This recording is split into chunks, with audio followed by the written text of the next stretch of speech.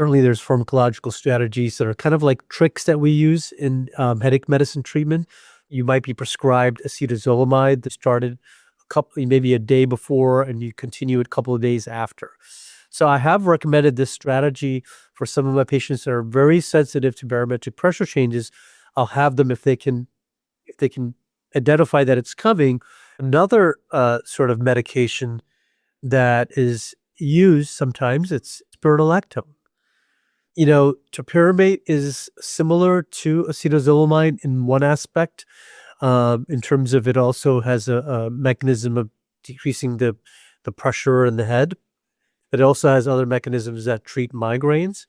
So you might get a dual effect being on topiramate.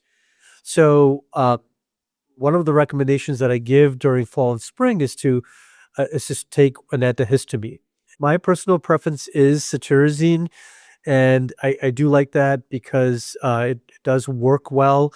It is a little bit more sedating than loratadine, but cetirizine has a unique mechanism where it works in the early phase of an allergic reaction, as well as a late phase of an allergic reaction that occurs 11 hours later. And then, there are certainly nasal sprays you can do, like even nasal steroids that prevent the allergic response. When you've, let's say, used your weather app to track like the barometric pressure is changing, you can certainly try taking a medication that has a longer duration of action, whether it's a Gepant, or there are some longer acting triptans that you can use as well too. So naratriptan is a longer acting triptan.